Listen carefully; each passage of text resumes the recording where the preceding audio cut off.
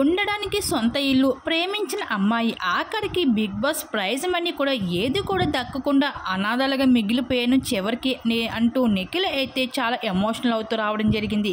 మనందరికీ తెలిసిన విషయమే. బిగ్ బాస్ రియాలిటీ షో లోపలికి అడుగు పెట్టిన తర్వాత ఎంతోమంది కంటెస్టెంట్స్ ఎదుగుతూ పోతూ ఉంటే ఇంకొంతమంది పాతాల్లోకి పోతూ వచ్చేశారు. అందులో నిఖిల్ పేరు ముందుంటుంది చెప్తున్నారు షణ్ముఖ్ తర్వాత. అయితే బిగ్ బాస్ హౌస్ లోపలికి వెళ్ళిన నిఖిల్ అన్నీ కోల్పోయాడు అంట. బిగ్ బాస్ హౌస్ లోపలికి ఇచ్చిన ప్రైజ్ మనీ కూడా మొత్తం చేతికి ఇవ్వకుండా అందులో ట్యాక్స్లు అంటూ అవ్వండి ఇవ్వంటూ మొత్తం కట్ చేసి చేతికి చిప్ప మాత్రమే మిగిల్చారు అంటూ చెప్పుకుంటూ వచ్చాడు.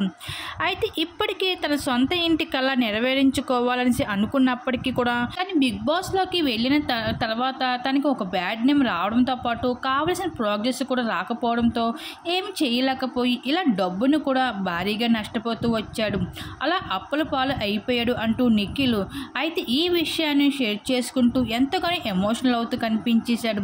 ఇంకా కావ్యతో మళ్ళీ ప్యాచప్ అవ్వాలనేసి తనతో కలవాలనేసి ఎంతో ప్రయత్నించినప్పటికీ నిఖిల్ ప్రవర్తనకి విసిగిపోయిన కావ్య అయితే మొత్తానికి బ్రేకప్ చెప్తూ నిఖిల్కి ఆమడ దూరంలో ఉంటూ వచ్చేసింది. అయితే ఈ విషయాలు అన్నిటినీ మరోసారి గుర్తు చేసుకుంటూ ఇటీవల ఇంటర్వ్యూలో చెప్పిన మాటల కన్నా వెనకనున్న ఎన్నో విషయాలు దాచుకుంటూ తనలో తాను కుమిలిపోతున్న నిఖిల్ కోసం తెలుసుకున్న తన ఫ్యాన్స్తో పాటు సన్నిహితులు సైతం ఎంతో ఎమోషనల్ అవుతున్నారు. అయితే ఇప్పటికీ అయితే వచ్చి నిఖిల్ అయితే సొంత ఇల్లు కూడా లేకపోవడంతో ఎంతో ఆశ్చర్యకరమైన విషయం అని చెప్పవచ్చు.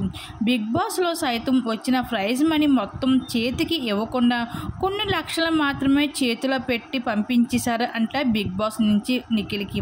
ఇంక ఈ విషయాలు అన్నిటిపైన అయితే నిఖిల్ ఎమోషనల్ అవుతూ ఇంక బిగ్ బాస్కి వెళ్ళాలి అనుకున్న వాళ్ళు అన్నీ ఆలోచించుకొని వెళ్ళండి. ఎందుకంటే అక్కడ చెప్పింది ఒకటి, బయట జరుగుతుంది ఒకటి. ఎవరు కూడా ఏవిధి నమ్మద్దండి.